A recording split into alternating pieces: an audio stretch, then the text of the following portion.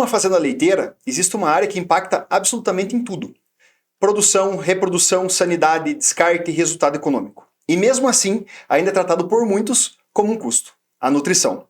Quando o manejo alimentar e a nutrição está mal ajustada, nenhuma das outras áreas consegue compensar. Hoje o Kautalk traz para dentro do nosso time um profissional que atua exatamente nesse ponto.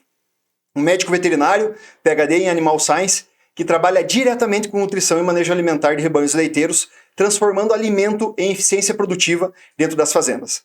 E que além da atuação prática, campo, pesquisa, também criou um podcast dedicado à discussão técnica sobre nutrição. A partir de agora, ele passa a integrar ao Kautalk, trazendo todo esse conhecimento através do Rumencast. Seja muito bem-vindo como nosso novo host, Tomer Durman. Muito obrigado, Felipe. Bom demais participar. Bom demais ter você com a gente, então. Bom demais, Tomer.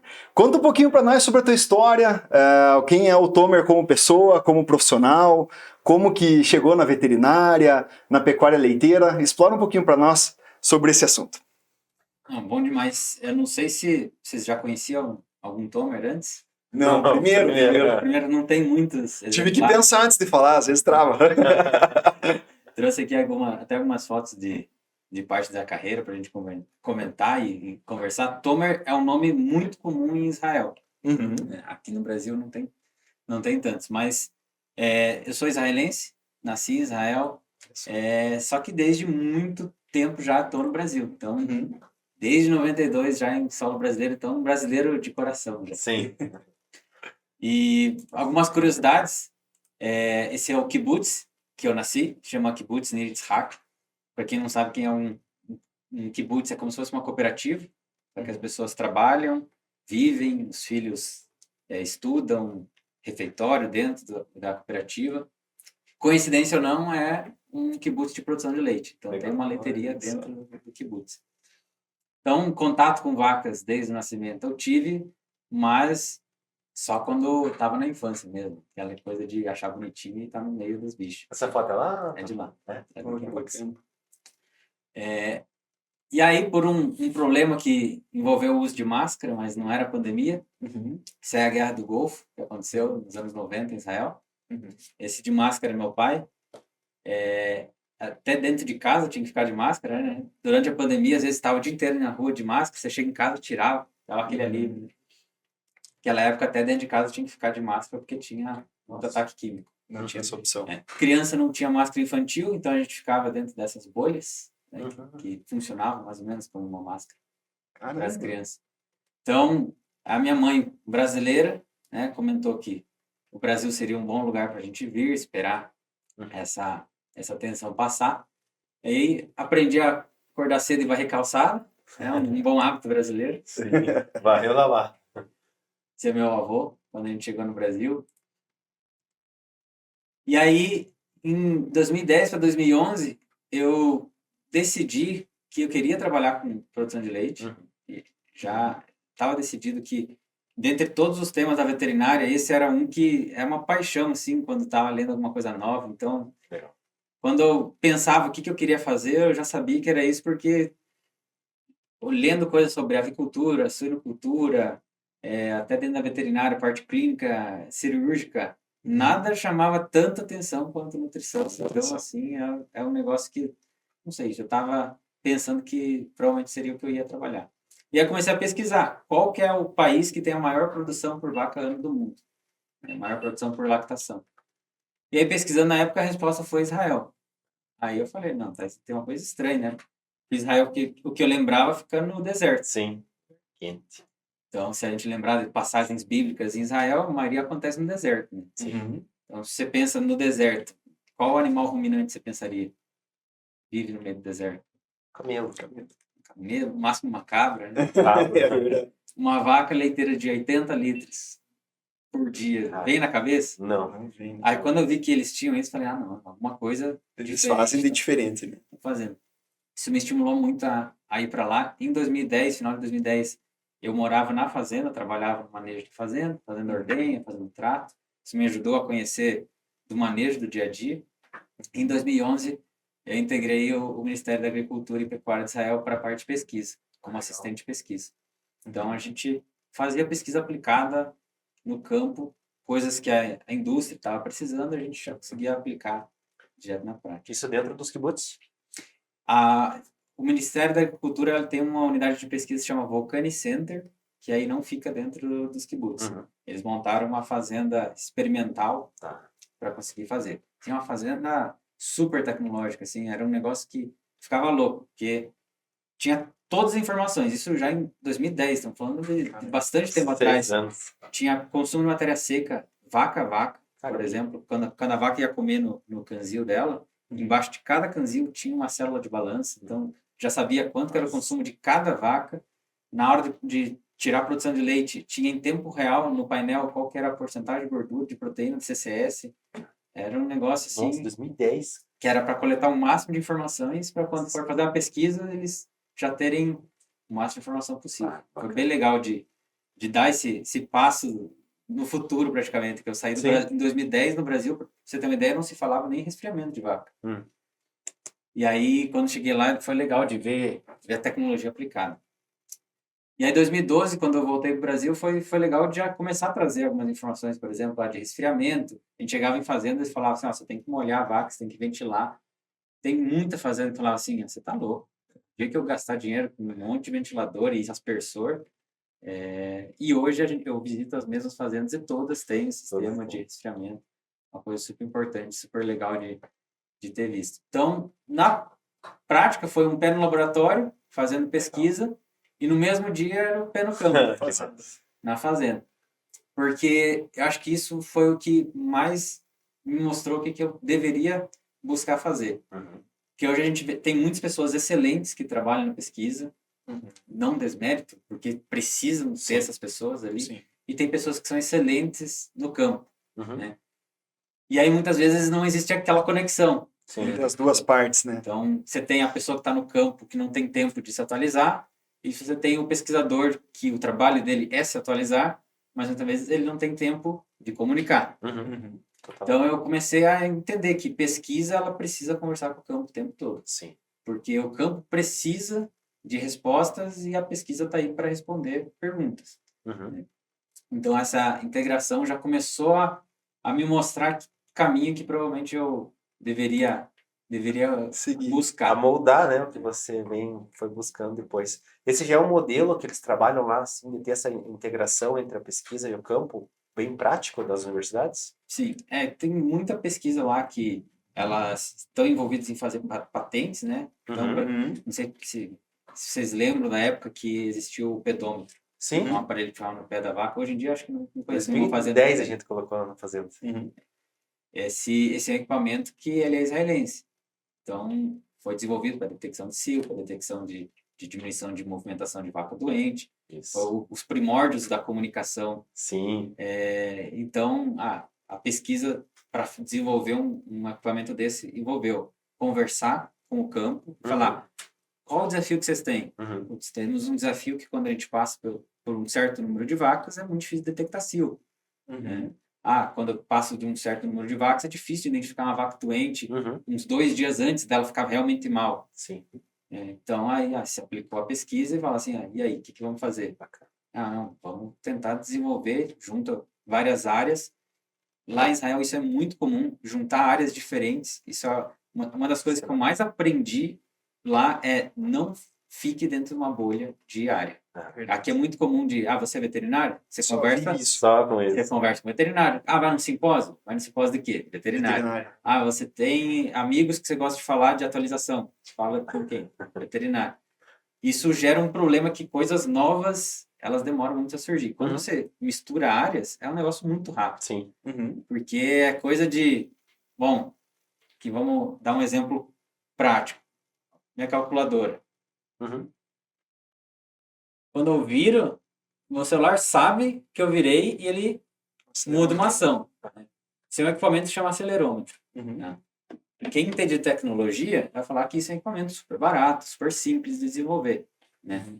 Mas se eu perguntar para vários veterinários, talvez não ia surgir a ideia de colocar um acelerômetro no pé de uma vaca. Exatamente. Então, quando ele está assim, ele sabe que ela está em pé. Quando está assim, sabe que está deitado.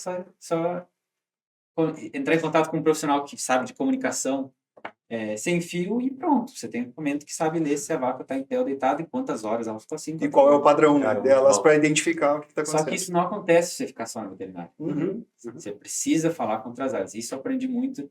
Em Israel, eles estimulam que isso aconteça bastante. Que bacana. Integração mesmo. Foi legal. Bacana.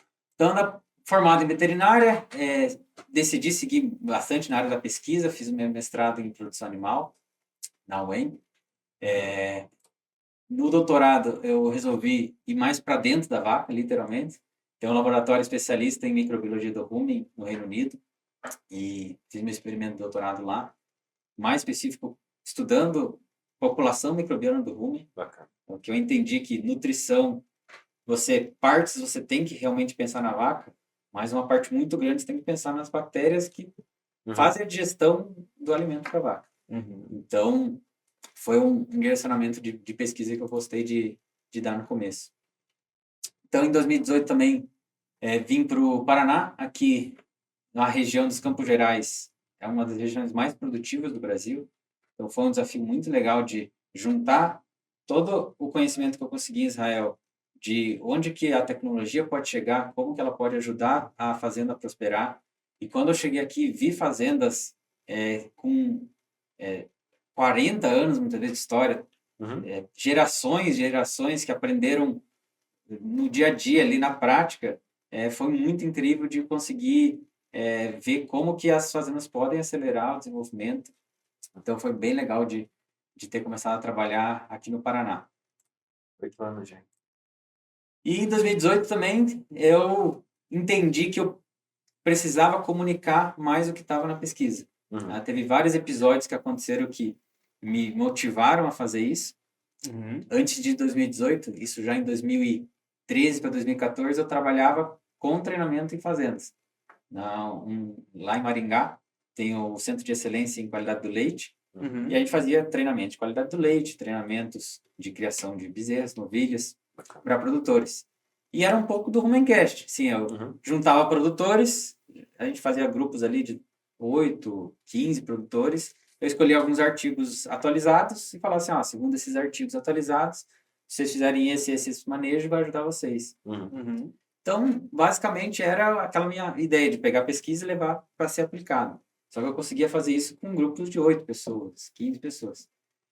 E em 2018, aí eu comecei a pensar de como Poderia comunicar atingir melhor.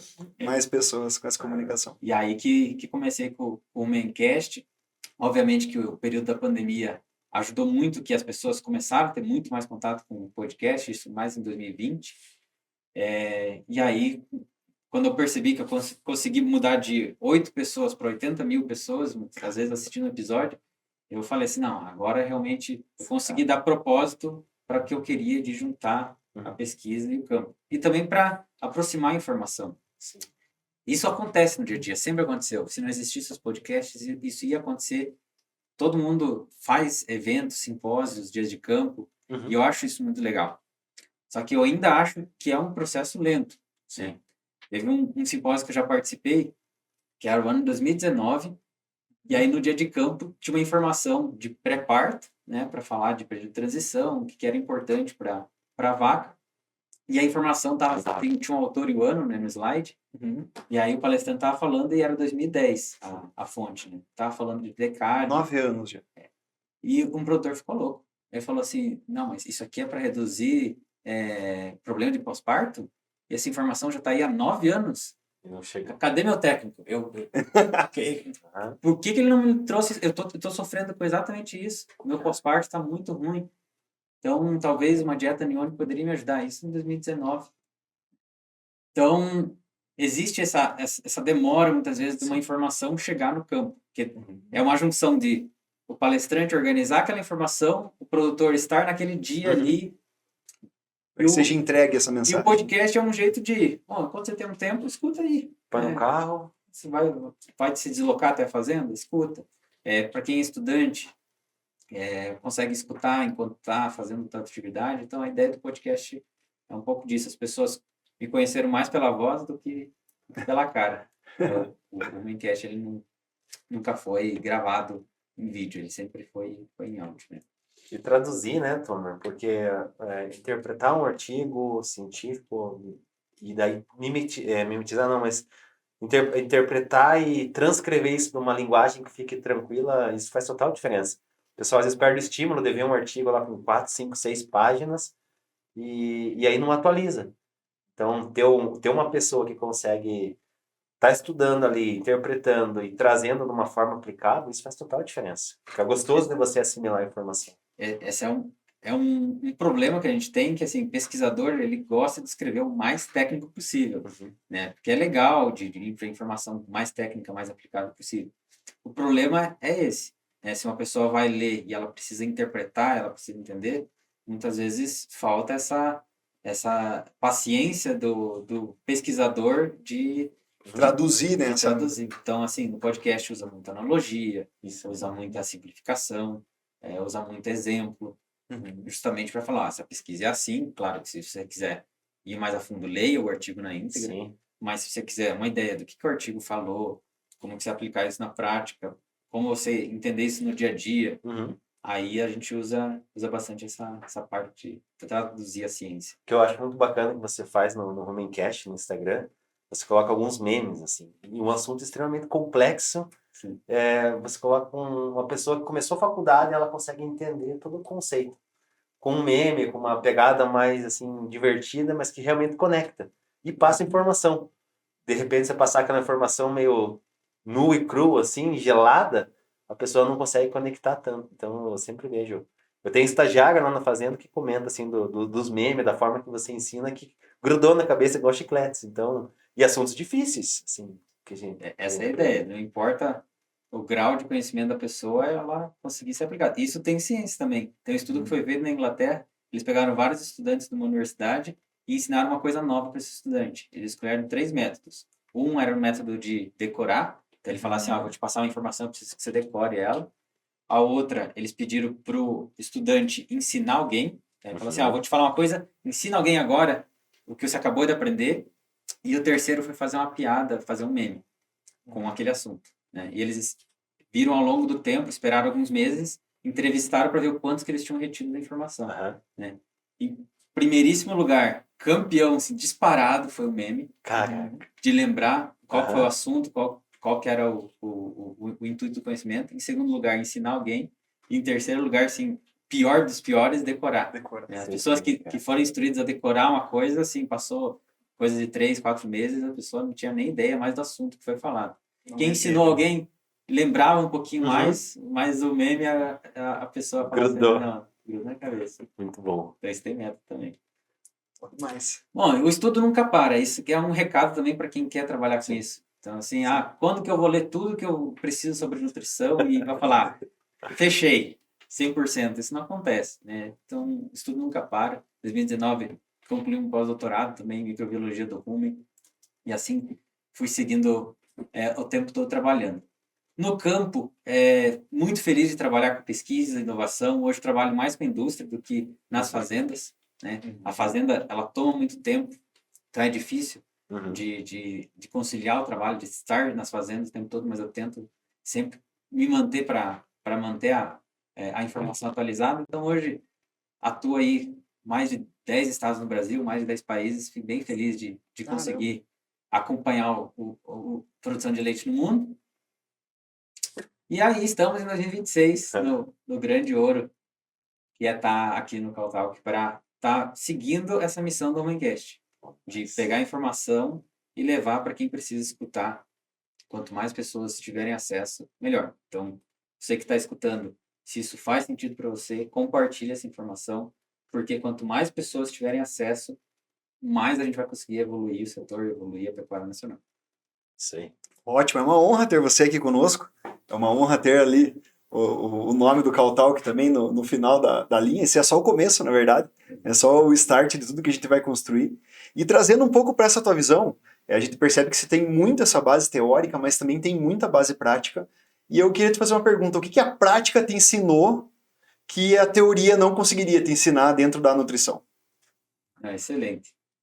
Eu acho que assim, na nutrição, você precisa do conhecimento teórico para principalmente prever o que vai acontecer. Então, por exemplo, tivemos uma silagem de milho nova. Uhum. A silagem de milho ficou fechado esse silo menos tempo. O que o Uhum. nutricionista já tem que fazer? Ele já tem que ter o conhecimento teórico. O silo fechado há pouco tempo, digestibilidade de amido baixa. Esse amido ele vai fermentar pouco, vai ser eliminado muito nas fezes. As bactérias vão aproveitar menos esse amido, a multiplicação microbiana vai ser menor, então a proteína metabolizável do animal vai ser menor, então tem que corrigir na dieta. Proteína metabolizável tem que corrigir amido fermentável. Então, Uhum. o conhecimento teórico ele é super importante Sim. para, assim, quando acontece uma coisa, você já tem aquela visão de o que está acontecendo no animal, o que provavelmente vai ter que corrigir na dieta. Uhum. E a parte que, se você estuda muito, o que você não consegue pegar é principalmente o que a fazenda precisa. Né? A fazenda precisa ser lucrativa. Uhum. Então, quem está começando na nutrição, às vezes tem aquele anseio, fala assim, putz, acabei de estudar um artigo aqui que inclusão de caroço de algodão ajuda a manter pH ruminal. Ele fala assim, vou colocar, não importa a dieta, eu vou colocar. E às vezes a fazenda está muito longe da fonte Sim. de acesso, e aí Uhum. o frete é muito ruim de Paga acesso. 3.000 na tonelada. Paga, às vezes, um preço maior do que um quilo de ração Uhum. por um ingrediente, sendo que você poderia, às vezes, comprar uma ração melhor e Sim. colocar ou comprar um aditivo melhor.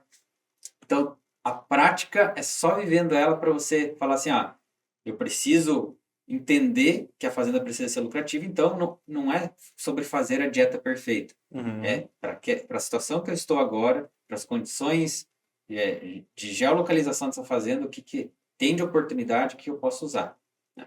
E outra coisa que só a prática vai te mostrar é o quanto que o manejo do dia a dia interfere na nutrição. Uhum. Isso é um clássico de anos já de falar que existe dietas diferentes, e existem. A dieta que o nutricionista fez para o que está na boca da vaca é completamente diferente. Sim. Por quê? Porque o nutricionista pediu para colocar 550 quilos de uma forragem numa batida. Uhum. Beleza, só que o tratador não tem balança. E aí? No olho. Vai ser no olho. E aí, se você não treinou ele o suficiente, né, Uhum. um dia vai ser 200, outro dia vai ser 600, outro dia vai ser 800. Quando a gente começou a trabalhar com vagões com central de dados, é assim, é bizarro, que vagão com balança, Uhum. com sistema de validação, né, se o ingrediente está entrando, tem erro. Sim. Né? Uhum. Imagina uma fazenda sem balança. Né? Imagina uma fazenda que A variação que não tem, né? funcionário que muda o tempo todo. O funcionário começou quando aquele cara começou a ir bem, aí ele saiu da fazenda, entrou outro. Muitas vezes não dá tempo de um treinar o outro.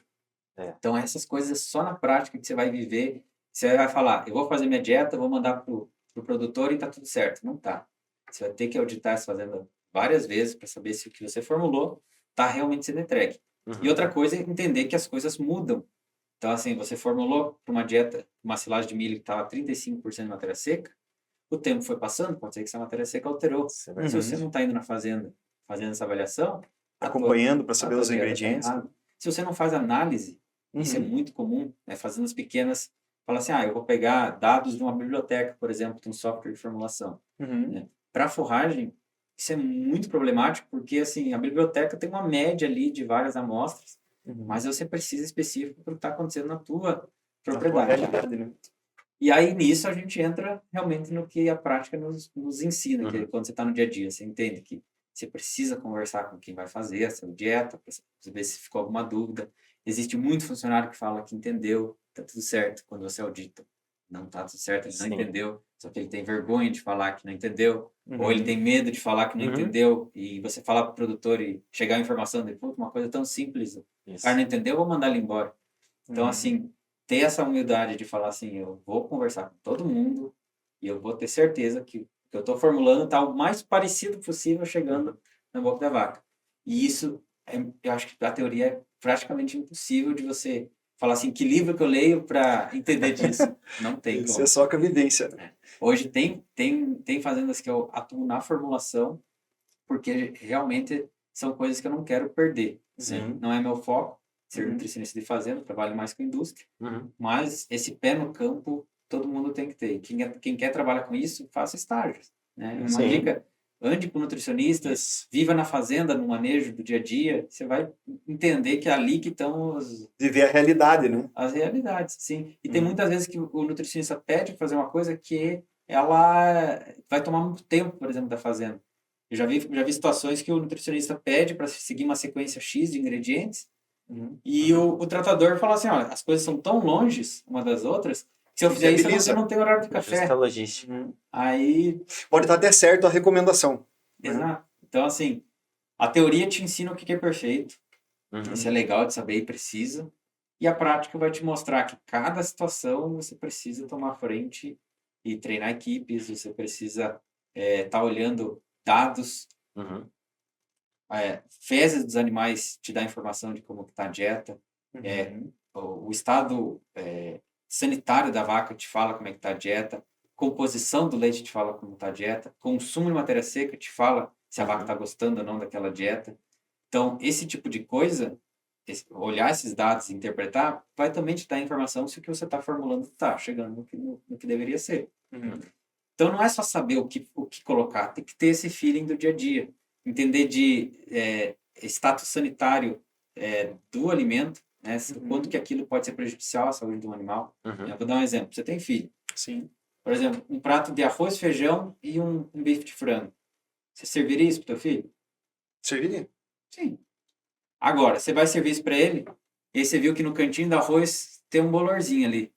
Você fala assim, nossa, que estranho. Aí você dá uma cheirada, tá um cheiro bem azedo. Aí já mudou, né? Você serve para ele, Não, mas, serve. mas o ingrediente não estava correto. Era o mesmo ingrediente, né?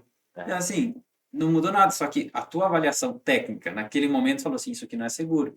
O nutricionista também precisa entender disso. Se ele não está no dia a dia da fazenda, às vezes ele não sabe que um ingrediente que ele recomendou foi feito uma compra e veio um alimento não seguro. Verdade. Então, foi pedido para comprar uma polpa cítrica. Beleza. O produtor cotou e comprou mais barato, por exemplo. Chegou um alimento contaminado. Se ele não está no dia a dia, ele não sabe. Né? Ou um resíduo de cervejaria. É um ótimo ingrediente. Campeão. Se você tem fazenda pequena, seu consumo é baixo, ele embolora com uma velocidade enorme. Sim. Porque é muita água. Se o nutricionista não está no dia a dia da fazenda, ele não dá essa cheirada no prato do filho e fala assim, eu acho que Esse aqui não tá... esse aqui não é o melhor ingrediente para essa fazenda. Mas nutricionalmente ele é legal. Para essa fazenda talvez não seria a melhor opção. Pensar em coisas para fazer. Mas acho que a prática vai ensinar isso você fazendo. E também conversando com pessoas que passaram por problemas. Você não precisa viver o erro para corrigir. Você pode conversar com outros nutricionistas que erraram e aprender. Acho que isso... Para não errar na mesma coisa, né? Que a gente vai errar sempre, né? Isso que o Tomer falou da margem de erro, tem um caso legal lá na fazenda. A gente já tinha a balança, tudo certinho, e aí a gente começou a conectar com o sistema no computador. E a gente sabia exatamente o quantos reais a mais estava sendo gasto em erro. Errou 3%, 2%. E no começo a gente não passou para os operadores. Então o pessoal tentava pegar o mais próximo possível, mas sempre passavam 50 quilos, 100 quilos. E aí no final do dia sempre dava 800 reais a mais, 900 reais a mais. Dava uns quase 30 mil a mais por mês. E a gente começou a mostrar para eles, a gente criou um gráfico e mostrava para eles, ó, isso aqui é a margem de erro diária que você está tendo. E aí é o feedback pro cara, né? Aí eles começaram a se corrigir. Então assim, hoje a gente chegou num ponto que o pessoal desce da máquina, pega um baldinho para colocar lá assim 30 quilos, 20 quilos a mais para dar uma margem de erro baixa. Aí dá 30 reais, 50 reais de erro por dia. Tá falando de 65, 70 mil quilos que passa pela carreta por dia, né? Então, esse feedback e a sensibilidade é bem bacana. Mas gerou a responsabilidade deles, né? Com relação ao comprometimento deles com relação ao resultado também. Né? Porque às vezes baixa o leite, a primeira coisa que acontece na fazenda é comida. Né? É o tratador, é o folguista. Então, uma forma da gente poder estar dando feedback e ele também defendendo ali, não, o trabalho tá ok. Mas realmente o que você falou, esse exemplo do prato de comida, cara, faz muito, total. Tá vendo a vaca, sair do escritório e realmente ver a vaca. E uma coisa que você faz muito bem é conversar com outros técnicos de reprodução, de clínica, para realmente entender tudo o que está acontecendo, né? Quantas vezes que eu já mandei foto para você de bosta de vaca, fala, palpando vaca, ó, Tomer, tá assim, tá assado. Porque a gente tem que ter essa integração entre os setores ali dentro da fazenda. Muito bom. E dentre tantos fatores que podem influenciar na entrega da dieta, qual que você acredita que hoje ainda é o maior erro que a gente tem com relação ao manejo nutricional, o manejo alimentar na fazenda? Bom, um erro que está em várias propriedades, que é um erro que ele é simples de corrigir, vou trazer aqui para vocês, é a questão de qual a expectativa de uma composição do alimento. Então, assim, quando o nutricionista ele faz a dieta, ele tem uma biblioteca no software. Nessa biblioteca diz, por exemplo, vai usar silagem de milho? Qual matéria seca da silagem de milho?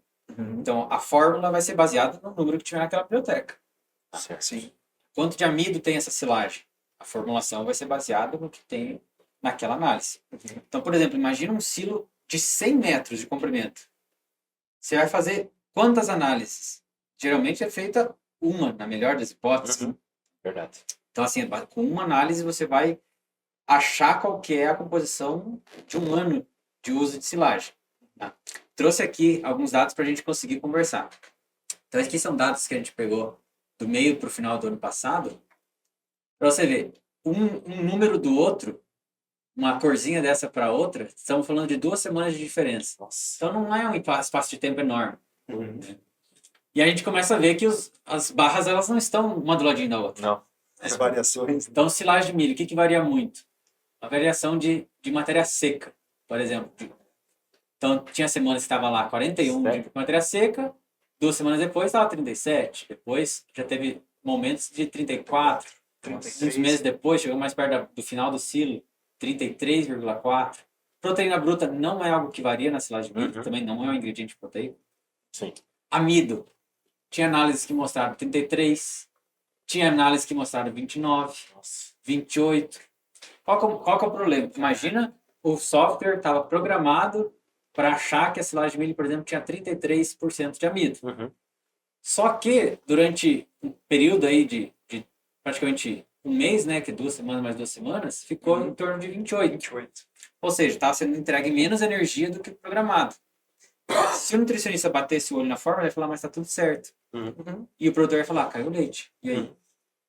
Aonde que tá o problema, né? E aí ele olhar a fórmula e falar, não, mas tá tudo certo.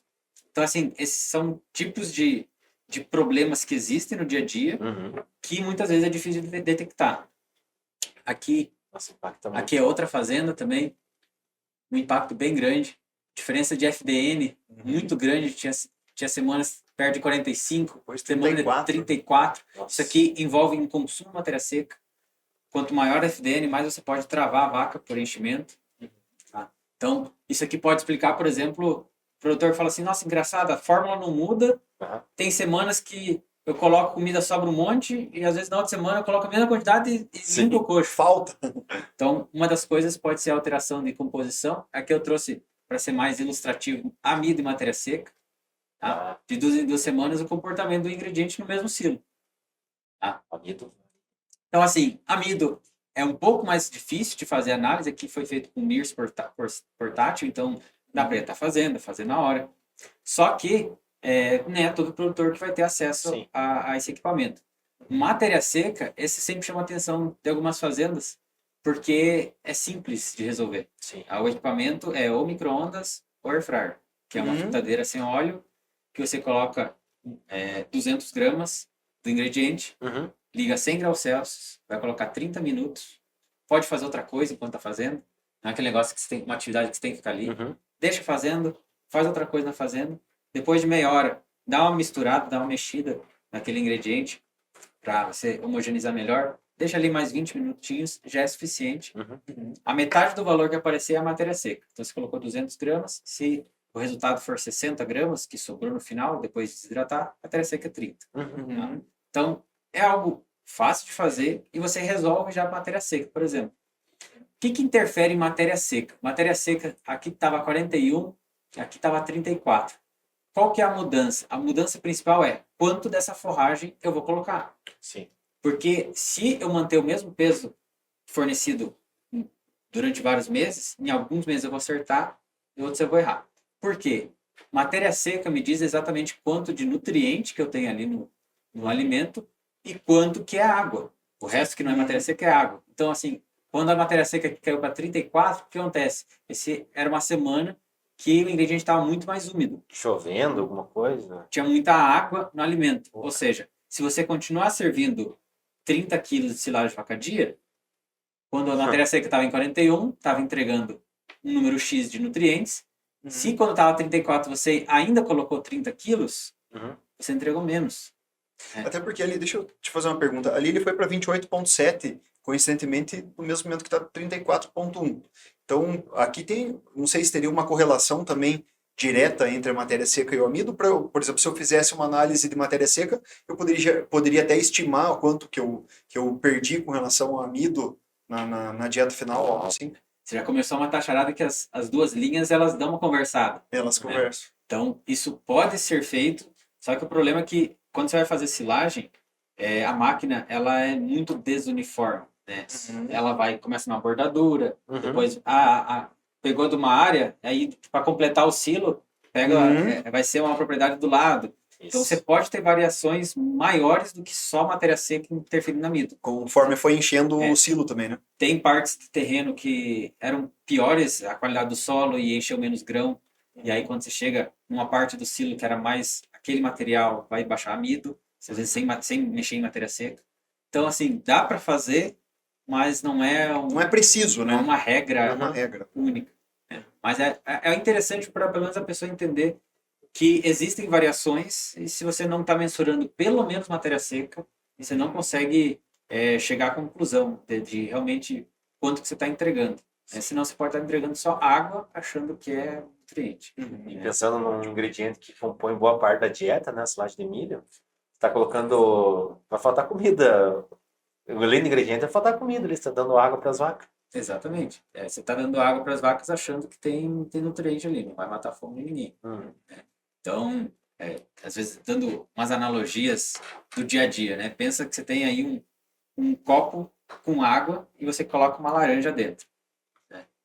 Você precisa dessa laranja para matar a tua fome, beleza? Você pega isso e põe numa balança. Pode mostrar um peso ali, digamos que tem ali 100 gramas, entre a água e a laranja. Beleza. Você precisa de uma laranja inteira para matar a tua fome.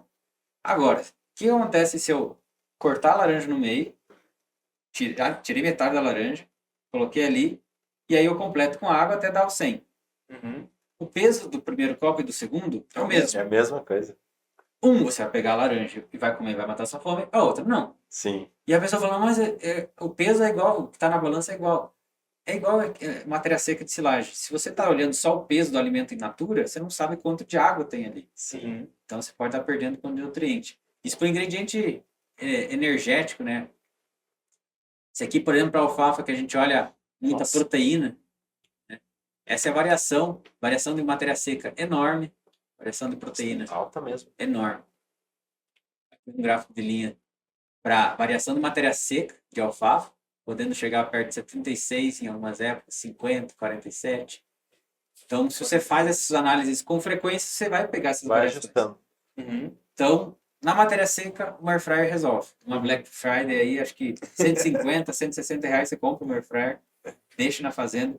Isso é uma coisa que não depende tanto do técnico, né? Algum produtor pode fazer, mas meu nutricionista não faz isso. Isso pode ser feito pela fazenda. Sim. Né? Está treinado para ter uma balança e mandar uma foto no WhatsApp para o nutricionista, falar assim, essa semana matéria seca da silagem e tal. Quantas vezes eu tenho que fazer isso? Uma vez por mês? Uma vez por semana? Uma vez por dia? Vai depender do tamanho da fazenda. Tá? Fazendas hoje super tecnificadas no Brasil, a gente vê isso acontecendo todos os dias. Tem sempre ou um funcionário ou um estagiário que é responsável por pegar os ingredientes, fazer matéria seca e atualizar o nutricionista. O nutricionista pode fazer uma tabela. Ele não precisa todo dia alguém mandar uma matéria seca e falar, e aí, hoje eu quanto que eu vou colocar de silagem? Não, ele pode montar uma tabela e falar assim, silagem de milho. Se a matéria seca for tal, você vai colocar tantos quilos. Agora, já deixa ajustada, né? Deixa programado. Agora, se você fez a análise e der menos matéria seca, a quantidade vai ser essa. Para o tratador saber quanto que ele vai colocar, baseado na análise de matéria seca. Esse, assim, é um erro técnico simples de resolver. Claro que existem erros de formulação que a gente vê no campo, a gente vê erros de manejo alimentar mesmo, erros no produzir um alimento, né? A silagem de milho ter boa qualidade ainda é um entrave muito grande no Brasil. É um ingrediente que entra super nas dietas, mas muitas das vezes ele está embolorado, a lona que foi usada não é uma lona de qualidade, e o alimento fica de baixa qualidade. Esses são erros também nutricionais que acontecem com frequência. Mas esses são erros que as pessoas pensam mais. Eu acho que pensar talvez o alimento que eu estou usando eu não conheço ele tão bem quanto eu achava. Eu acho que é um Uma dos variação. erros que mais acontece e menos as pessoas pensam. E tá assim sobre o nosso controle, né? Porque é algo relativamente simples. Quando você foi na fazenda aquela vez, você falou, ó, Luiz, é uma air fryer e treinar alguém para fazer e ir ajustando. O quanto de dinheiro, o quanto de leite que está envolvido em fazer esse ajuste. E não toma tanto tempo, assim, não é algo oneroso, vai ficar a manhã inteira mexendo com isso. Põe meia hora ali para fazer outras coisas, depois volta. É barato o equipamento, né? Uma air fryer, a gente usava micro-ondas, queimava muito, e tem que ficar lá colocando copo de água e tudo. Nossa, é muito bom. Foi uma dica assim, de ouro mesmo, e que, dependendo do tamanho da fazenda, você consegue estar fazendo esse acompanhamento. Está sob o nosso controle, né? Então, acho que a gente não poderia abrir mão de estar instituindo isso dentro da fazenda. Com certeza. Mas... Uma pergunta que sempre surge é com relação ao impacto da nutrição na reprodução. Você poderia explanar um pouquinho isso para a gente também, Tomer? Esses são dois cenários que sempre estão casados, né? Reprodução e nutrição. sempre tem aquela briga que o pessoal fala, né? Se a reprodução tá ruim, o veterinário responsável pela reprodução fala que a dieta tá com problema. E quem é responsável pela dieta fala que o veterinário talvez está com um protocolo incorreto. Mas, assim, acho que tem que ter uma união melhor entre as informações e tem um impacto muito grande, sim. Tá? A nutrição, ela vai entregar o que a vaca precisa para vários pontos. Primeiro que a gente conversa se chama exigência de mantença. Ou seja, só para a vaca estar viva, andar para a ordenha, voltar, manter suas funções vitais, isso não é grátis, né? Consome aminoácido, consome energia. Então, parte do que o animal consome é para manter isso.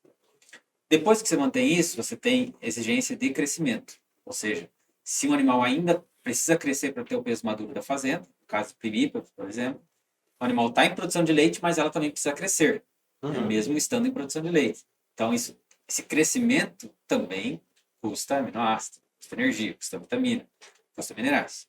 Então, isso precisa estar ajustado também. Outro ponto é imunidade. Né? O animal precisa, quando tem alguma bactéria que invade o corpo do animal, ele precisa dar uma resposta imune, né? Que é recrutamento de células, processo inflamatório. Tudo isso gasta energia. Gasta aminoácido, gasta energia, gasta minerais, gasta vitamina. Fora isso, o animal precisa ciclar. Né? Os hormônios, a produção de hormônio reprodutivo, também não é grátis. Também exige que o animal gaste energia para fazer isso. Né? As células reprodutivas precisam se reproduzir. O animal no pós-parto precisa ter reciclagem de tecido uterino. O útero ele precisa se reorganizar para receber uma nova gestação. Isso não é grátis. Então, assim, quando a gente fala o que é necessário para manter tudo isso alinhado, eu nem falei de produção ainda. Pois é. Para manter tudo isso alinhado, eu preciso de muito nutriente entrando para a vaca. E ademais, você fala assim, beleza, então se eu entregar bastante nutriente para a vaca, ela vai conseguir atender tudo isso.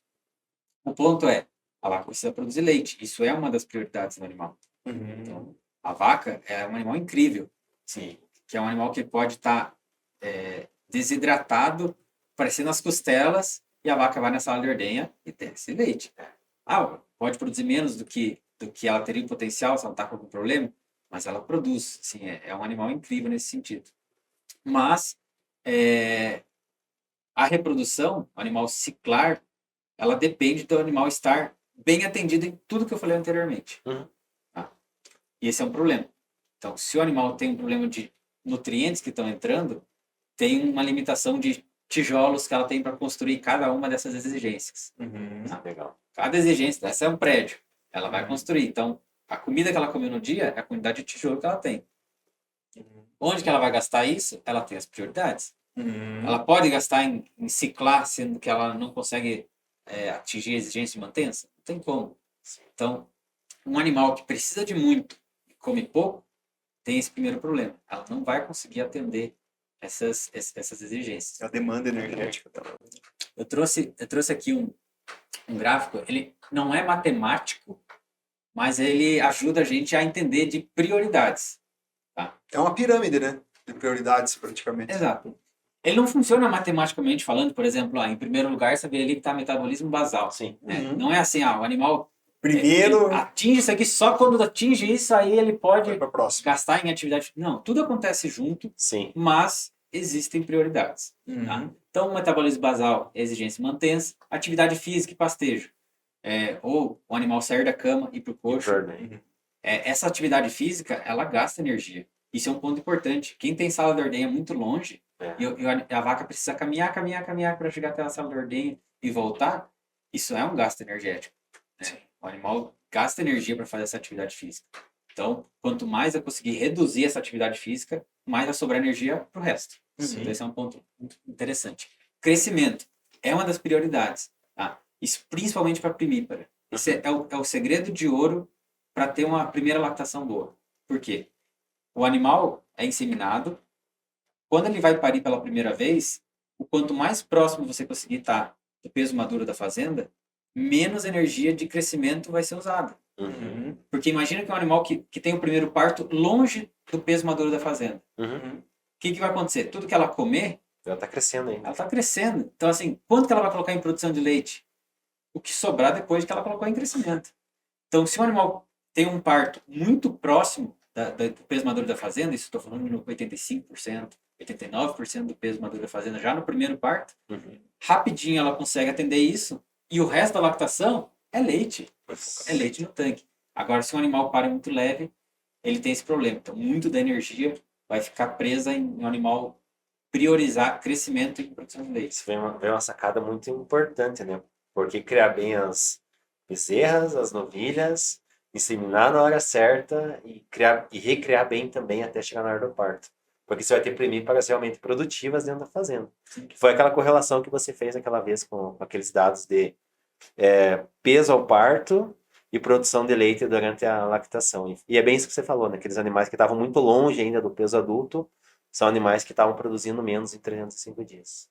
Perfeito. E isso você deve ver na prática no dia a dia. As primíparas que estão atleta, campeã ali de produção, não são animais que parem leve.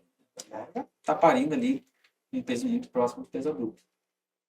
Acúmulo de reserva básica de energia, isso aqui eu não estou falando de animal engordar, estamos falando de acúmulos metabólicos, né? Glicogênio muscular, hepático, a gente não vê isso na prática. Manutenção de gestação. De novo, manutenção de uma gestação que já está acontecendo. Se o animal está prenhe, a vaca não quer abortar. Sim. Né? Então, boa parte da energia que ela come, ela quer manter aquela gestação ativa.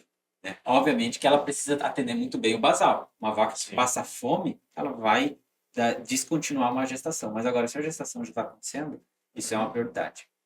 Depois a gente vê produção de leite. Realmente, a produção de leite joga muito nutriente para fora. Né? Pensa uma vaca que produziu 40 litros de leite e esse leite tem 3,5% de gordura, tem 3,3% de proteína, ou seja, é muito aminoácido que saiu do corpo da vaca, muito lipídio que saiu do corpo da vaca, cálcio, as vitaminas. Então, isso estimula no dia seguinte ela buscar isso, né? Porque se eu joguei para fora, onde que eu vou buscar? Tem que repor, né? Tem que repor. Isso puxa muito. Isso vem aquela clássica pergunta: você acha que a vaca produz muito leite porque ela come muito ou ela come muito porque ela produz muito leite? E essa resposta, ela tem uma resposta correta, que é ela come muito porque ela produz muito leite, não o contrário. A produção de leite puxa o consumo. Por isso que investir em genética é importante. Quanto mais a vaca for produtiva, mais ela vai buscar consumo em matéria seca. Depois a gente vem para acúmulos de reservas extras. Aqui a gente está falando de um animal que está com energia sobrando, então ela consegue ganhar escória de condição corporal com o alimento que ela está ganhando.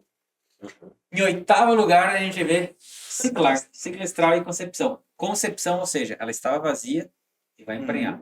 Tá? E em nono lugar, a gente tem o acúmulo de excesso de energia, que a gente está falando daquela vaca que já passou da porra. Aquela que você olha e fala, tá gordo. Tá? Agora, um ponto importante. Ciclestral não é uma prioridade, claramente, no uso de energia de uma vaca. Né? E aí eu te pergunto, né? Uma vaca que está nutricionalmente deficiente, né? Vai ser fácil de emprenhar essa vaca? Não vai, porque ela não está ciclando bem. Os hormônios dela não estão em boa concentração. Se ela tem um corpo lúteo que tá com boa qualidade, às vezes ela não tem um pico de LH, por exemplo, ela pode desenvolver um cisto ovariano. Ah, mas por que ela não teve um pico de LH? Porque produzir LH custa energia, custa nutriente. Então, se não está chegando o suficiente, ela pode ter esse problema. Tá? E aí eu trouxe alguns pontos para a gente discutir dentro de mitos e verdades da nutrição. Não sei se você tem alguma pergunta, a gente vai Não, direto não, pra aí. podemos ir. Uma pergunta que aparece bastante do campo é em relação ao nitrogênio ureico do leite. Aquela pergunta. Nitrogênio ureico do leite impacta na reprodução? Sim ou não? Eu já fui de quem tinha opinião que sim, porque isso muita gente fala. Nitrogênio ureico do leite alto, reprodução ruim. Mas nem sempre é assim. Tá? Existem alguns detalhes importantes e eu vou trazer aqui algumas informações para a gente discutir. Ótimo. Isso é legal. Isso gera bastante dúvida, assim. A gente recebe muito isso lá na Cal. Já encaminho para os amigos nutricionistas. Vamos lá. Hoje é para matar essa charada. Se você também tinha essa dúvida, compartilha com um colega que pensa também sobre o assunto. Primeiro, para falar assim, existe relação? Existe. Tá? Tem trabalhos já muito antigos mostrando que nitrogênio ureico do leite mais alto, existem trabalhos que mostram que existe uma correlação AOT, um intervalo maior aí para o animal emprenhar pós-parto. Tá? Então, alguma coisa aqui existe. Né? Se o nitrogênio ureico está aumentando e o intervalo entre partos está aumentando, tem a correlação. Tem alguma correlação. Então, o nu aí, ele aparece como o vilão. E puxa bastante, né?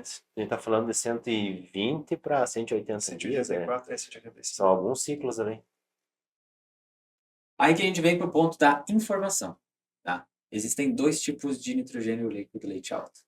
Então, fazendo uma analogia com outras coisas que tem vários tipos, né? Diabetes, por exemplo. A gente tem diabetes tipo 1 e tipo 2. Falar assim, qual que é o tratamento?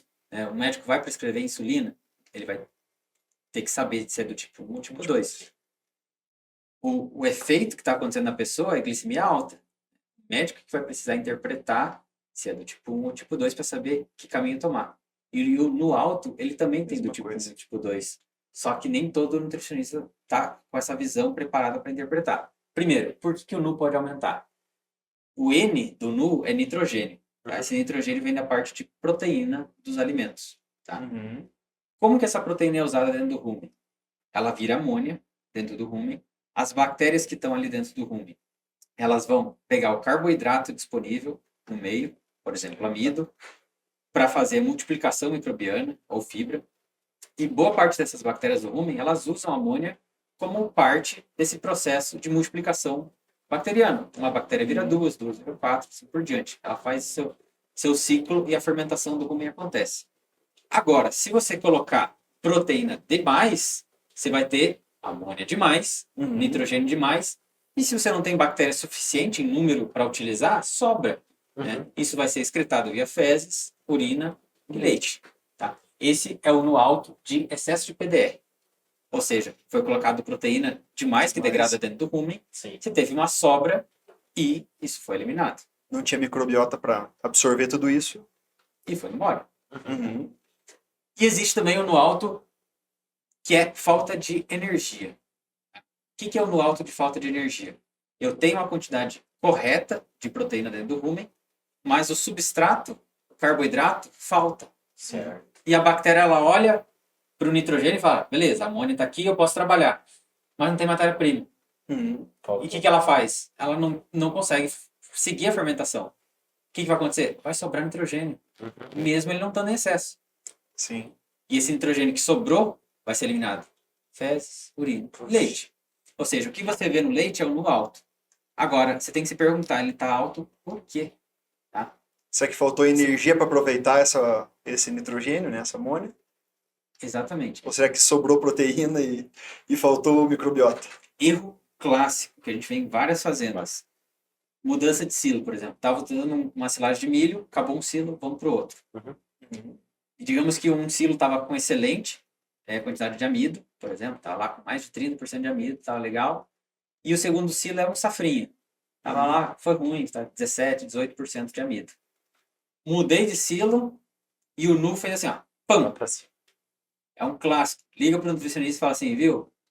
tira a proteína dessa dieta aí, porque tem proteína demais. O veterinário já me falou que o NU tá alta e as vacas pararam de emprenhar. Mas é porque Total, faltou cara. energia. Total. O NU aumentou por falta de energia, porque o amido que estava na silagem melhor faltou, e a proteína estava correta e continuou correta, só que sobrou igual. Ou seja, para corrigir esse NU alto, ele não precisa tirar a proteína da dieta, ele precisa pôr energia para sincronizar e fazer o rumo funcionar. A gente Só vai que se ele tirar a proteína aí, entra no cenário pior ainda. pior ainda, porque faltava energia, agora falta proteína. Falta proteína também agora. É bem isso que o Tomer falou, a linha é bem essa. Agora a gente vai sair da teoria e vai para conhecimento aplicado. Isso aqui é uma meta-análise bem conhecida da Journal of the Earth Science. Eles viram a relação entre alta concentração de ureia e gestação, né, a concepção dos animais, para ver se tinha alguma correlação. E olha só que interessante, eles pegaram uma meta-análise que é uma junção de vários artigos. Tá? Aqui não tem diferenciação de qual NU é alto por conta de falta de energia ou excesso de PDR. Tudo também misturado. Qual que foi a resposta? Eles acharam sim uma correlação, mas acharam uma correlação fraca. Por que a correlação é fraca? Quando o NU é alto acontece por falta de proteína, por excesso de proteína, a reprodução não é tão impactada. Sim. Por quê? O animal está bem atendido em energia. A gente lembra que não é uma prioridade a questão da proteína, aquela escala de energia que a gente falou, né? Então, se o animal tem energia suficiente... Na matriz energética ali do basal. Mas sobrou proteína, foi excretada. Agora, se o NU alto por falta de energia, Aí impacta. aí impacta. Aí a vaca não vai emprenhar.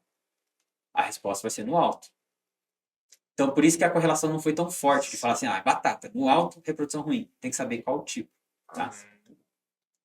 Esse aqui é um estudo bem antigo, a gente vai ver que é uma informação antes dos anos 2000, para a gente ver que a gente não está falando de nenhuma inovação da NASA.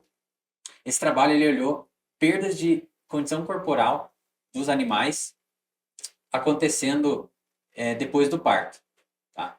Então, o que a gente está vendo aqui? Primeiro serviço está acontecendo após o parto. Então, a vaca pariu, em algum momento você vai querer emprenhar ela de novo, vai fazer a primeira inseminação. Tá? Aqui eu tenho os pontos de perda de condição corporal. Então, nesse caso aqui, a vaca perdeu menos que 0,5 pontos, ou seja, saiu de 3,5, baixou para 3,1, baixou menos de meio. Aqui, ela perdeu entre meio e 1. Tá? Então, ou seja, ela pariu com 3,5, foi para 3, ou pariu em 4, foi para 3. E aqui, ela perdeu mais de 1, ou seja, pariu em 4 e desceu para 2,5. Perdeu muito. Olha as taxas de concepção no primeiro serviço. Aqui. Esse último cenário da vaca gorda é... O que aconteceu com essa vaca aqui? Essa vaca aqui, se ela perdeu tanta condição corporal, né, é muito provável que ela teve um problema de suprimento energético, por exemplo, na dieta, para ela ter perdido tanto. Tá? Isso pode ter acontecido. O impacto foi muito grande na reprodução. Tá? Tem mais. Esse estudo aqui, mais recente, para a gente não falar assim, mas esse estudo ali é muito antigo. Pronto, está aqui um mais recente também mostrando um N de 12 mil vacas em 16 rebanhos. Então, a gente não está falando de um estudo, mas é um estudo pequeno, uma universidade. Não, a gente está falando de vários rebanhos comerciais. A barra amarela aqui, vacas que ganharam condição corporal do DEL 5 a 40, que é um intervalo ali que você pensa no primeiro serviço, sem mudança nenhuma de condição corporal, nesse DEL. Uma queda moderada, ficou ali entre 0,5 e 0,25, e aqui a queda severa acima de 0,75. E a gente vê o percentual de vacas ciclando quando bateu os 40 de DEL.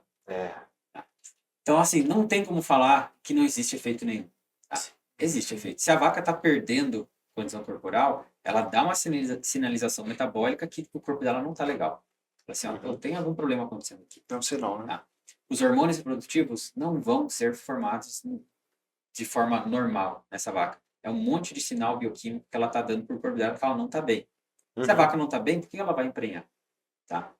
Se a vaca está perdendo condição corporal, ela entende que ela não tem energia suficiente para o que ela precisa. Sim. E ela vai gerar uma vida como? Então, os sinais dos feedbacks negativos são muito grandes, tá? Quando ela tem essa perda de condição corporal. Tomer, só voltando ali, olhando assim, né, como técnico, como produtor e tudo mais, eu quero que minhas vacas estejam sempre na barrinha amarela e na cinza, né? Ou não perdendo ou até ganhando.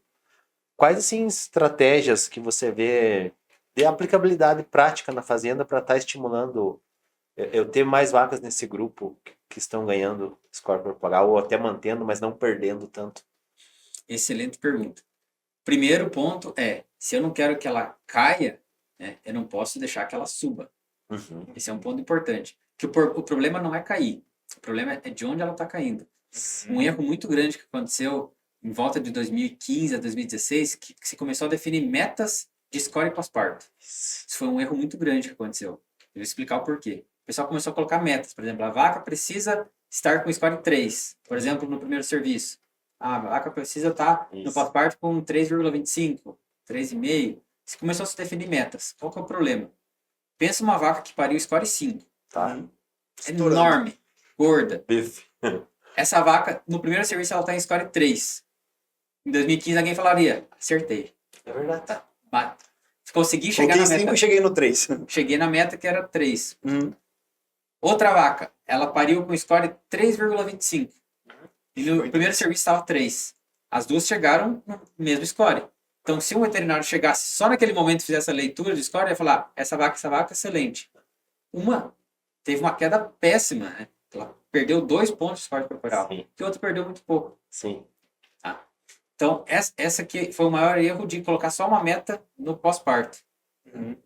Então, existe uma estratégia uniforme. Ou seja, eu tenho uma meta interessante para chegar no pós-parto? Sim. Só que eu não posso deixar a vaca ganhar muito peso no final da lactação Para chegar anterior. na meta. Tá? Então, a vaca que chega no final de uma lactação já muito gorda, essa vaca não vai perder esse score no pré-parto, no período seco e pré-parto. Se ela perder muito peso ali, também é uma estratégia ruim. Eu não posso deixar, vou deixar a vaca passar fome. Final da gestação. No final de uma gestação, não é interessante. Então, eu não posso deixar a vaca ganhar. Como que uma vaca ganha score? Se ela produz pouco e come muito. Clássico é dieta única. Então, por exemplo, eu quero produzir 40 litros de média. Beleza. Se eu quero ter 40 litros de média, eu tenho que ter vacas de 50 litros, 60 litros. Eu faço uma dieta para atender elas. Uma dieta com bastante amido, uma dieta rica em carboidrato. Agora, uma vaca que está no finalzinho da lactação, está lá produzindo seus 10, 12 litros, por exemplo. Está no mesmo lote da vaca que produz 60. Nossa. Ela vai ganhar score. Tá? Porque ela está consumindo muito mais do que ela precisa para atender a produção. Tá? Então, eu tenho que ter estratégias para deixar isso o mínimo possível acontecer. Como que eu vou fazer isso? Mantendo produção alta a lactação inteira, é uma estratégia. Tá? Aqui no Brasil a gente pode usar o uso, por exemplo, de BST para isso, para justamente deixar essa vaca produzindo muito, porque ela come muito, produz muito e sobra menos energia para depositar. E outra é quando você consegue fazer lotes. Consigo fazer um lote de alta, um lote de baixa, o que eu vou fazer? No lote de baixa eu diminuo a quantidade de amido. Sim. Porque existe, na curva de lactação de uma vaca, mudanças metabólicas para o direcionamento de uso de energia. Tá? Mel baixo, sobrou amido, energia vinda de amido, vai para o leite. É assim, subir amido de uma vaca recém-parida, ela vai puxar leite. Agora, numa vaca no final da lactação, se ela tiver sobra de energia vindo de amido, é reserva de energia. Vai engordar. Vai engordar. Tá? Fala assim, mas por que ela não vai puxar a produção de leite? Porque ela está no final da lactação. Então, todo o corpo metabolicamente dela está sendo direcionado a ela produzindo menos dia após dia, e se sobrar energia vai para isso. Então, se você tem a possibilidade de fazer um lote de alta, um lote de baixa, e o seu lote de baixo estão as vacas no final da lactação, você vai retirar um pouquinho de amido dali. Isso já vai te ajudar elas não engordarem. Sim. Tá? Então, legal. Consegui fazer o dia da secagem, as vacas não estarem gordas, já fiz metade do caminho. Tá? Só consegui manter aquele score para elas não ganharem peso. E cuidar para o período seco e período pré-parto. Um erro comum em fazenda. Sobrou a dieta das vacas em lactação, manda para vaca seca. A vaca pode engordar naquele período. Né? Ou Eu não tenho outra forragem, eu tenho só silagem de milho.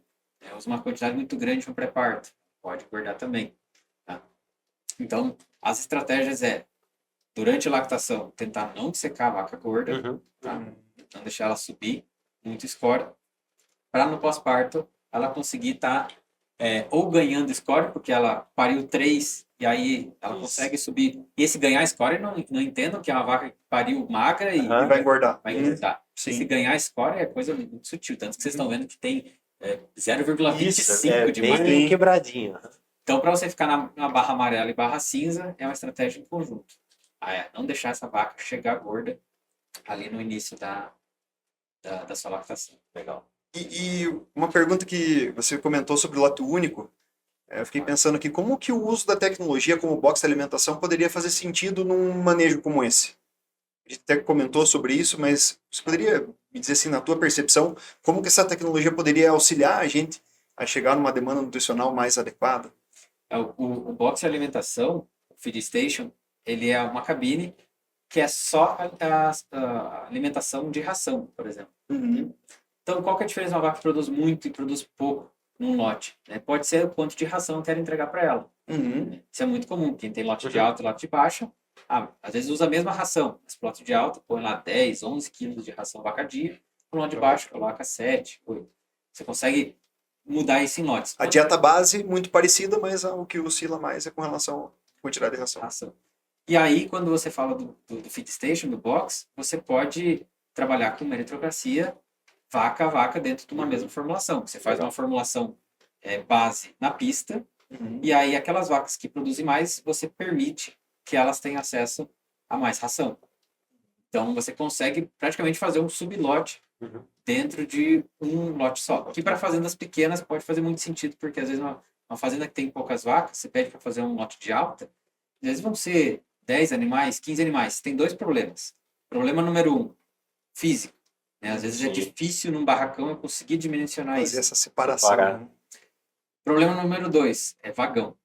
Tá? Se eu preciso fazer 2 dietas e eu tenho um vagão que não me permite dividir em 2, porque se eu divido uma dieta em 2, pode ser que tenha muito pouco conteúdo para misturar. O vagão trabalhe... Não misture bem. Uma mistura... pouco material para misturar, não mistura legal. Tá? Então tem esse problema também de falar, se eu fizer uma batida de lote de alta, uma batida de lote de baixo, eu não tenho vagão para isso. Hoje eu tenho um vagão que me atende para fazer uma batida só para o rebanho inteiro. Você pode trabalhar com o box para atender essas diferenças de suprimento de energia. Te demanda. E também serve para pós-parto. Quem sonha em ter um lote pós-parto, mas tem poucas vacas, põe uma ração pós-parto uma cabine. Aí as vacas que são pós-parto, elas têm permissão para ir lá comer colina protegida, comer vitamina protegida, que às vezes você não quer dar para o rebanho inteiro, você quer dar só para o pós-parto. Como é que você vai fazer isso? Você não consegue colocar às vezes na frente da vaca. Então, se você tem essa permissão, se só algumas vacas terem acesso a uma ração especial, por exemplo, também você pode ter um lote pós-parto dentro de uma fazenda mesmo pequena. E até mesmo frente a isso, qual que é o impacto real que você vê do manejo alimentar com relação o impacto do manejo alimentar mal ajustado dentro da parte econômica da propriedade? Excelente pergunta, Felipe. A gente tem que lembrar que na produção de leite, a gente quer que a vaca converta o máximo de consumo de matéria seca em leite. Tá? Esse é o primordial. Por que a gente faz isso? A gente tem o custo da dieta. Então, a gente sabe quanto está custando cada quilo de matéria seca. E a gente tem o preço do leite. Então, a gente pode fazer a conta de conversão alimentar, tá? De eficiência alimentar. Isso é feito muito em aves, muito em suínos, tudo na ponta do lápis, eficiência alimentar. Em gado de corte se faz muito eficiência biológica da conversão. Em vaca, eu vejo menos essa conversa. Assim, vamos falar de eficiência alimentar. Por que é importante conhecer a eficiência alimentar do rebanho? Porque você sabe, cada quilo de comida a mais que ela comer no dia, quanto que ela vai converter em leite. Então, por exemplo, a eficiência alimentar de uma fazenda que está em 1,3. Você sabe que a cada quilo de matéria seca que ela vai consumir, por exemplo, vai produzir 1,3, 1,5, 1,8 litros de leite em cada quilo de matéria seca. Por que é importante eu ter esse número? Porque quanto mais eu conseguir estimular o consumo, mais eu puxo a produção de leite. Então você não precisa ficar triste em gastar muito com a dieta. Sim. Porque tudo está virando mais... Dependendo do quanto eu converto, né? tá entrando mais no caixa da fazenda do que você está gastando. Então, é excelente. Imagina você tá numa situação que você coloca R$ 1 aqui e aparece 8. Você fala assim, ó, você não fica triste de colocar dinheiro aqui. Você quer colocar mais, né? Quer colocar mais? Você vai conseguir tirar mais. E o leite é isso. Você tem que puxar consumo para poder puxar leite. Só que você tem que saber quanto que está a tua eficiência alimentar. Quando você tem esse conhecimento, e aí você pode investir sempre muito mais. Sim. Você tem como investir mais na dieta para puxar mais consumo, você faz isso. Tá? Eu tenho como caprichar mais na minha forragem para puxar consumo, eu faço isso. E esse é um dos maiores problemas de puxar leite. Tá? Você puxar leite, você precisa fazer com que a vaca tenha tempo de comer tudo que ela precisa comer para produzir o que ela precisa. Então, assim, a vaca ela não tem todo o tempo do mundo. Ela tem a ordenha, que ela fica um tempo lá longe da alimentação. Ela tem um momento que ela descansa, que ela está deitada, que ela está longe da alimentação. Então, quando ela põe a cabeça ali no coxo, ou no canzil, Tá no jeito. ela tem que comer o máximo de comida possível. Ou seja, a apresentação dessa comida tem que estar palatabilidade boa, para ela poder comer o máximo possível. É aquele exemplo que eu te dei da comida. Uhum. O mesmo prato você pode comer de lamber o prato até acabar, Sim. ou você pode começar um pouquinho e falar, você acha que já Não foi. Depende de como está a palatabilidade do alimento. Para a vaca isso interfere também. E outro ponto também é a forma física. Né? Por exemplo, silagem de milho foi mal picada, tem partículas muito grandes, né? A vaca vai demorar muito tempo para conseguir comer e digerir isso. Isso também baixa o consumo de matéria seca. Tá? Então, é o tempo que a vaca tem para performar o que ela precisa. Então, colocando um exemplo de escritório. Né? Imagina que você contratou um funcionário que trabalha no teu escritório e ele faz 50 tarefas no dia. Excelente, sim. O escritório da fazenda, o cara programou as férias de todos os funcionários, uma tarefa. Segunda tarefa, olhou todos os índices zootécnicos da fazenda, 2 tarefas. Cotou com 3 fornecedores diferentes cada ingrediente para te trazer melhor oportunidade. 4 tarefa. Faz 50 tarefas no dia. Caraca. É um funcionário bom. Ou demais. Agora, esse mesmo funcionário, ele está trabalhando no escritório que tem uma baita goteira no teto. Quando chove, ele tem que parar tudo que ele está fazendo, procurar um balde e colocar o balde ali para tentar conter uma goteira e mudar o computador dele do lugar, porque ali, bem no computador, cai uma goteira. Ele não vai fazer 50 atividades. Não. Vai ter dia que ele vai fazer menos. Ou ele está trabalhando no escritório, e o escritório tem muita mosca. Não tem janela, não tem porta. Enquanto ele está trabalhando ali, fazendo cotação, é o tempo todo Tem que ficar espantando. cheio de mosca para incomodar ele. Ele não vai fazer 50 tarefas no dia. Ele tem potencial. Ele tem potencial. Então, assim, a fazenda ela precisa investir em genética para ter as vacas, vão converter tarefa em litros, para ter a vaca de 50 litros.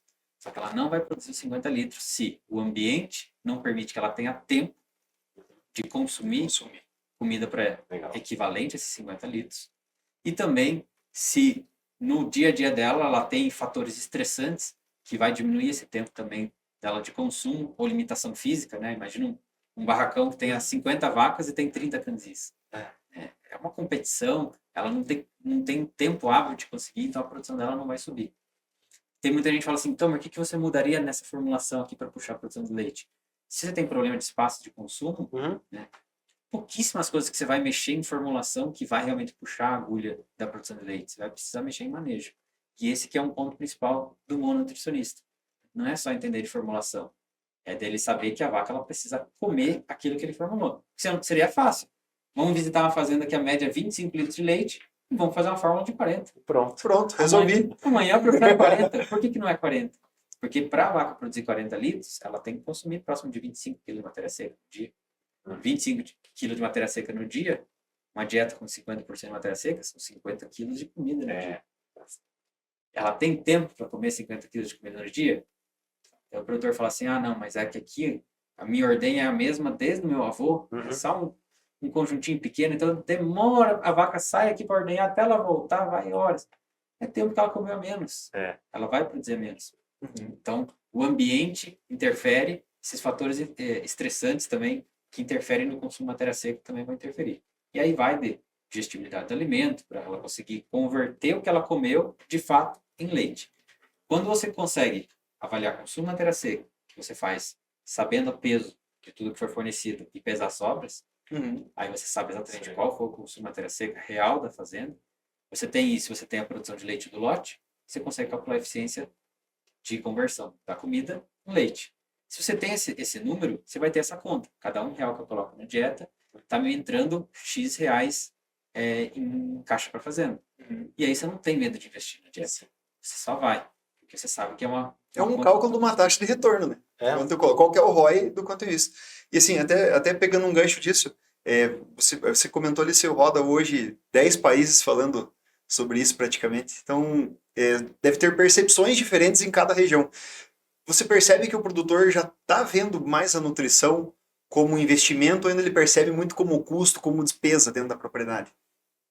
Hoje as melhores fazendas do mundo são as fazendas que entenderam que precisa ser feita uma análise de dados completa para você entender que não tem como ter amadorismo. Né? Você não pode improvisar mais no leite. Porque até um tempo atrás, você fazia bem feito, fazia de qualquer jeito, ia ganhando dinheiro, tinha margem, a fazenda crescia. E hoje a gente já está chegando em momentos que o produtor ele depende muito de qual vai ser o preço do leite para ele decidir se vai fazer o investimento ou não. Então a gente vê que as margens estão apertando. Quando as margens apertam, você não pode ter desperdício. Isso não pode acontecer. Então hoje as melhores fazendas do mundo são as fazendas que entenderam que, em primeiro lugar, desperdício não pode acontecer. Tá? Porque isso é controle da fazenda. Porque se o preço do leite baixa e o fluxo de caixa da fazenda impacta, realmente é uma coisa que a fazenda tem muito pouco controle sobre isso. Exatamente. É um dos fatores que ele não controla, né? Agora, desperdício, por exemplo, fui fazer silagem e por conta de alguns erros, eu perdi 15% de matéria seca. Eu poderia ter perdido 5 a 10, perdi 15, perdi 25. Hoje, para fazer 1 hectare de milho para colher silagem, dependendo da região, está falando de 8 a 10 mil reais. Então, uma fazenda que faz 100 hectares, faz 50 hectares, quantos mil reais foram investidos? Se você desperdiçou esse recurso 15, 20%, e poderia ter sido 5%, né? Isso está no controle total da fazenda. Né? Algumas coisas eu entendo, que é clima, tempo, prestador de serviço, mas tudo que está de fato no controle da fazenda, eu acho que as melhores fazendas do mundo entenderam esse recado e fazem. E investimento em dieta é investir em ter o melhor animal. Hoje eu não vejo nenhuma fazenda no mundo que tomou decisão de dar um passo atrás, por exemplo, ter rebanhos de alta produção e falar, não, quer saber, eu vou voltar a ter uma vaquinha aqui de 10 litros. Isso não acontece no mundo, então a gente vê avança, né? Que só avança. Você precisa produzir mais leite por vaca. Um produtor não tem que ter como meta aumentar o número de vacas no rebanho, porque isso aumenta o custo fixo da fazenda, atrapalha o fluxo de caixa. Então, assim, uma vaca de 10 litros por dia e uma vaca de 60, o custo em pré-dip e pós-dip é muito parecido.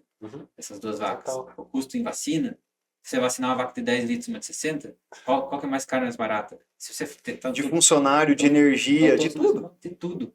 Então, hoje você até mesmo da alimentação, porque às vezes o que uma come a outra, a diferença é tão pequena que não faz nem sentido. Então, hoje as melhores fazendas do mundo entenderam esse recado e hoje você precisa investir em ter boas vacas, daqui no nosso exemplo, né, o funcionário de 50 tarefas. Não tem ninguém que fala assim, quer saber, eu vou contratar só funcionário ruim. Eu pago baratinho, é baratinho e dá tudo certo. E a gente vê que isso não funciona, né? Funcionário ruim trava a fazenda e vaca ruim trava a fazenda. Hoje a gente tem que fazer uma conta muito séria, que é pegar o custo médio de vaca no rebanho, isso envolve vacina, isso envolve funcionário, isso envolve tudo. Pega esse custo e divide pelo custo do leite, o preço do leite. Você precisa fazer essa conta.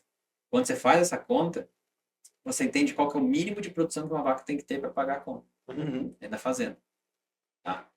Vamos fazer uma conta breve, vamos lá. Hoje uma vaca custando, digamos, 50 reais por dia, isso sendo um valor bem modesto, né? Dividindo por, vamos colocar uns 2,10, que a gente está passando por momentos que tem fazendas que estão recebendo isso, tem fazendas que recebem mais, vou colocar um exemplo genérico. A gente está falando de 23,8 litros de leite. Esse é o mínimo que uma vaca tem que produzir nesse cenário para ela ser lucrativa. Essa conta tem que ser feita porque às vezes o produtor faz essa conta e fala assim, eu tenho 10 vacas que produzem 8 litros por dia. Será que eu preciso mantê-las no rebanho? E a gente tem que fazer essa conta justamente para conseguir ajudar a fazenda a não ter esses desperdícios de dinheiro. Então isso ajuda bastante a tomar essa decisão. Hoje as melhores fazendas do mundo estão aumentando o padrão genético dos animais, estão investindo mais em dieta, e aí estão conseguindo sempre fazer essa conta. falar assim, olha, sei qual que é a minha nota de corte aqui dentro do meu sistema de produção. Então, acho que esse é um recado que eu consegui ver no mundo inteiro, um padrão de ou você aumenta a escala ou você vira prêmio. São os únicos dois caminhos. Isso saiu um relatório semana passada nos Estados Unidos, um recado para todos os produtores de leite. Claro, você tem dois caminhos para seguir. Ou você vira premium, que é você ter um leite que você consegue agregar valor Certo. por conta do nicho de mercado, ou você ganha escala. Você tem 1.000 vacas, se prepara para ter 2.000, se prepara para ter 3. Por que é importante ter escala? Pensando no cenário Brasil. Um produtor pequeno, com poucas vacas, ele é um produtor que ele paga mais caro em tudo. Sim. Porque na hora dele comprar vacina, como ele compra pouco, ele não consegue barganhar com um laboratório e pagar um preço menor. Quando ele vai eu quero comprar milho. Você não vai comprar carretas e carretas de milho. Você vai comprar, talvez ensacado, preço por quilo do produto Muito maior. muito maior.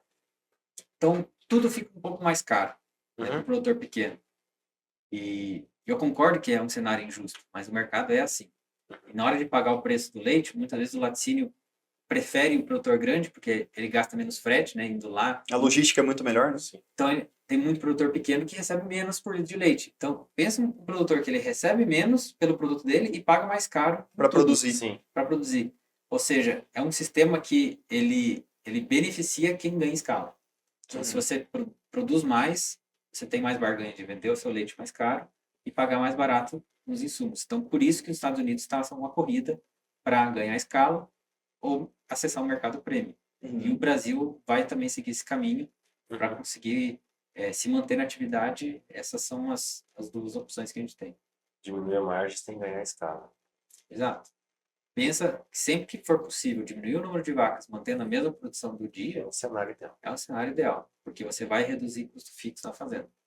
Por mais que te pareça ruim, né, no primeiro momento, porque a cabeça antigamente do produtor era do cabeças de gado, né? Eles tinham quem era o rei do gado do Brasil. Você olhava quem tem mais cabeça. E hoje no leite a gente até vê produção dia da fazenda. Tem muitas vezes que ninguém nem se preocupa de ver na fazenda quantas vacas tem. Não. Simplesmente fala assim, essa aqui é uma fazenda de 50 mil litros dia. Isso. Fazenda de 1.000 litros dia, 2.000 litros dia. Quanto menos vacas você tem para atingir esse teu objetivo, esse é o cenário ideal. Bom, e é o que você falou, a gente vê pensando na parte genética. É assim, você estava falando, estava até pensando aqui comigo. Toda fazenda começa lá, vamos supor, com 50 litros de média.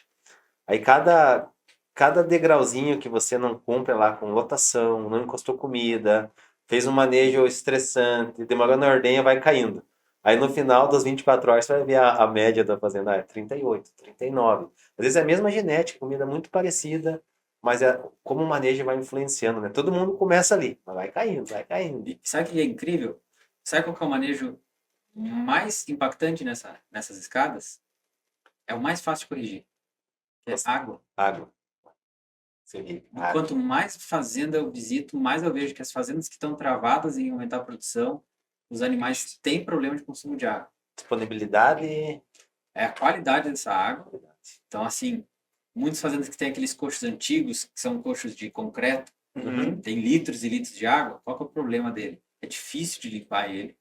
Então, por mais que você fale, não, eu vou limpar 3 vezes por semana. É muito difícil, porque você tira a tampinha para esgotar, demora muito tempo para esgotar, aí depois que esgota, é difícil trabalhoso para limpar. Trabalhando, já forma ali um limbo, pouquinho né? de limo, alga, é difícil de limpar ele. E quando você finalmente limpa, uma vaca vira de costa e caga. E caga dentro. E aí você olha e fala, limpo de novo ou só na terça que vem? E aí o problema é assim, se põe no lugar de uma vaca que chegou para beber água sede e tem ali uma bosta boiando. Ela vai beber porque ela tem sede, mas ela não bebe tudo que ela quer. E consumo de matéria seca está estritamente ligado ao consumo de água. Então, se a vaca bebeu pouca água, ela vai comer pouco. Esse é um problema sério. Então, fazendas que fazem uma migração, se planejam para conseguir colocar um coxo, por exemplo, basculante, e daí você bascula em 10 segundos, passa uma esponja assim, mais 2 minutos, liga ele, a lâmina d'água dele é pouco, então se uma vaca cagar dentro, você não tem dó de jogar aquela água fora, né? Que é muito pouca água que você joga fora. Então, assim, são investimentos que eu não considero absurdos, Sim. que fazem muita diferença. E tem fazendas que preferem, às vezes, investir em equipamentos muito mais caros, que puxam muito menos produção do que um bom bebedouro. Investimento simples como esse, né? Sim. Então, esse é um detalhe que lembraria todo mundo a dar uma olhada em todos os investimentos que você quer fazer na fazenda. Olhe o seu bebedouro, vê se é uma oportunidade que você pode melhorar. Aí. Para concluir o do NU, queria trazer esse trabalho, um trabalho recente de 2022 da Journal of the Earth Science, para a gente olhar formulação e componentes do leite. O que eles fizeram nesse trabalho? Aqui tem um grupo com nível normal de amido. Então aqui é o normal starch in the diet. Então tem um nível normal de amido na dieta. E aqui tem um grupo com amido reduzido. Tiraram amido da dieta.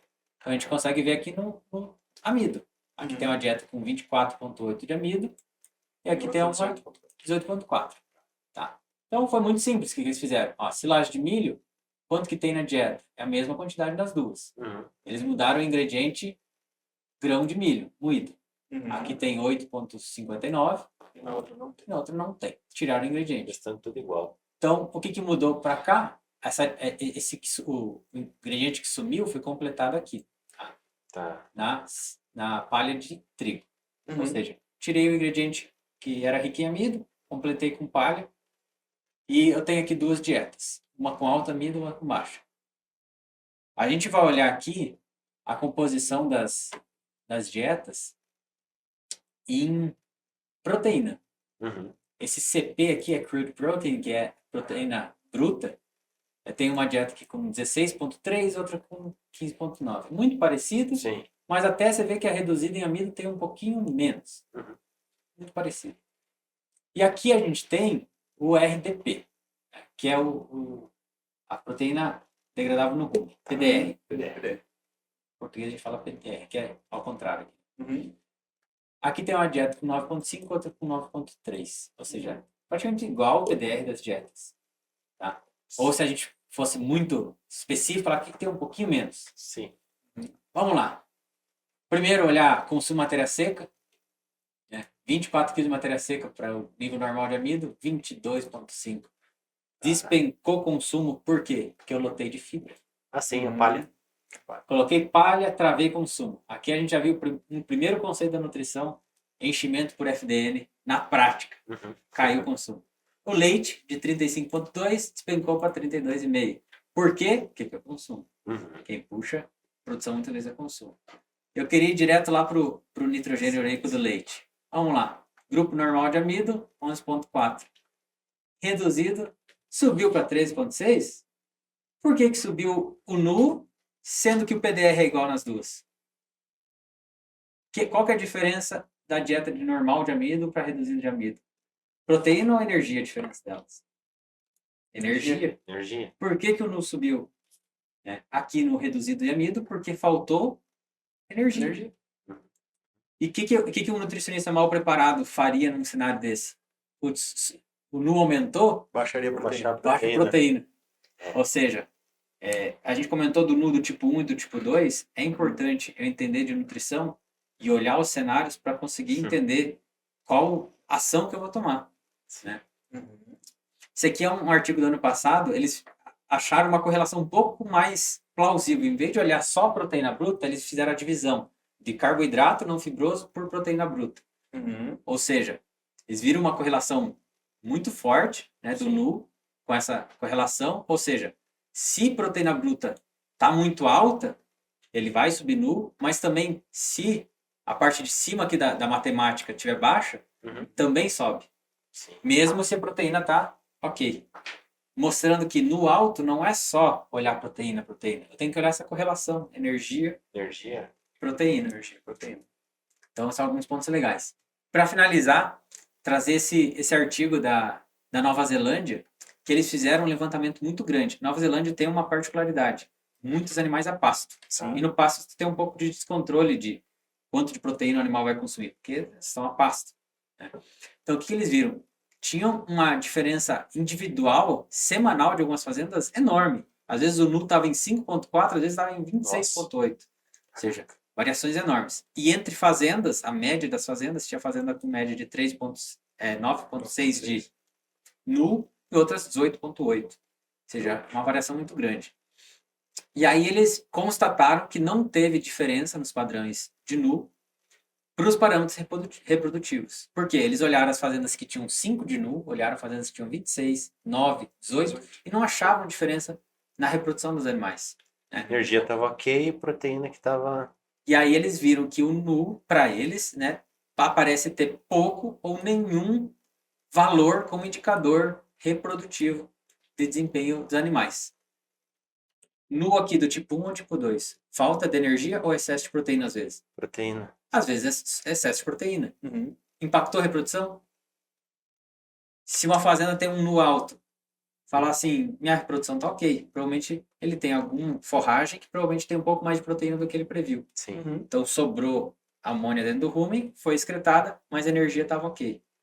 Agora, se em vez da Nova Zelândia a gente estivesse olhando um cenário de animais que tem variação de nu baixo e nu alto por conta de falta de energia, a resposta do trabalho ia ser, a correlação é direta. Uhum. Né? Sim. Quando o nu aumenta, a reprodução está péssima. Só que eu estou só olhando nu por falta de energia.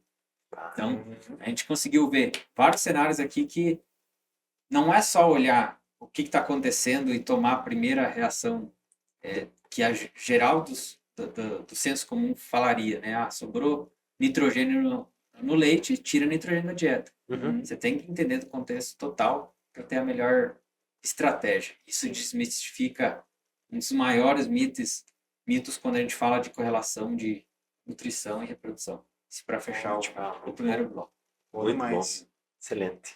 De recados finais, agradecer de novo o convite, dizer assim, para quem está começando, viver na prática e tentar conciliar conhecimento teórico bem aplicado para a prática do dia a dia para conseguir ser um bom profissional, isso é essencial. E para quem já está na atividade, entender a importância que o nutricionista tem na fazenda, ele tem um impacto direto no fluxo de caixa que uma fazenda vai ter. Então, imagina uma fazenda tem 40 litros de média, se prepara para isso e, de repente, cai para 30. O que acontece? O fluxo de caixa da fazenda é muito menor do que previsto. Sim. Então, às vezes, contratou funcionário a mais, que não vai conseguir pagar os ingredientes que foram comprados. É uma responsabilidade grande. Todas as funções da fazenda é uma responsabilidade grande.